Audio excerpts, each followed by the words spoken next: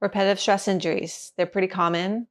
I'm assuming you clicked on this video because you yourself have had one or you know someone who's had one. Common examples, carpal tunnel, tennis elbow, shin splints, all of that.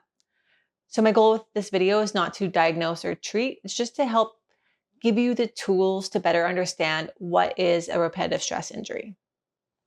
Welcome, my name is Georgine. I'm an online personal trainer and yoga instructor, currently studying to become a physiotherapy technologist. Ultimately, my goal is to help you move better to feel better. So I've divided this video into 3 parts. Part 1, what causes a repetitive stress injury? Part 2, what is a repetitive stress injury? Part 3, ways you can prevent or mitigate the effects of a repetitive stress injury. So getting right into it, part 1, what causes it? Honestly, you can probably already answer this. Desk workers, musicians, workers lifting heavy loads. We're going to be focusing more on that versus athletes because athletes usually have cross trainers with it. So doing a movement repeated, little micro traumas into that muscle or tendon. So that gets into what is a repetitive stress injury. So those micro traumas to the tendon. Sometimes it causes a little bit of swelling. That swelling pushes onto the nerve, especially with carpal tunnel. It's basically like a little tunnel pathway for tendons and nerves and vessels to go through.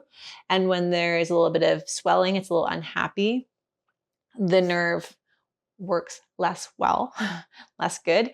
And basically it's trying to tell the muscles, like hand to open and close. But if there's that pressure kind of stopping that nerve from getting there, or kind of the cues to get to that part of the body, the hand doesn't work as well. This happens in different areas as well. Shin splints, there's that swelling. It pushes onto something called the fascial sheath. So something that sort of holds all the muscles in, and that's what causes pain.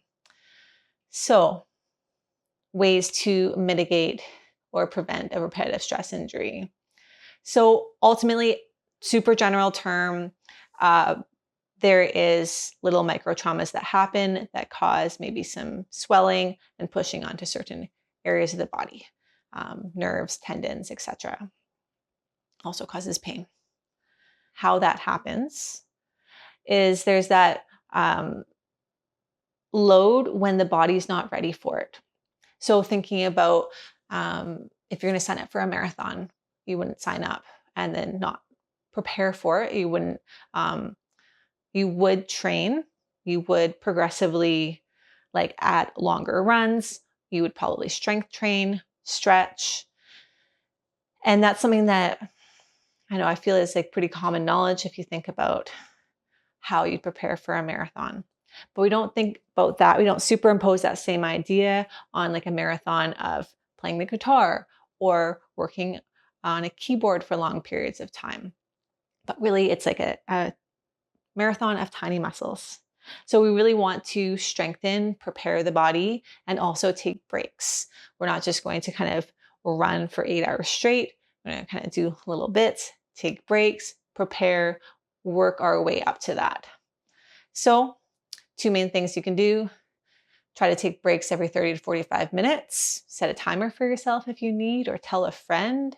They are always happy to kind of be like, hey, take a break, stop working, please.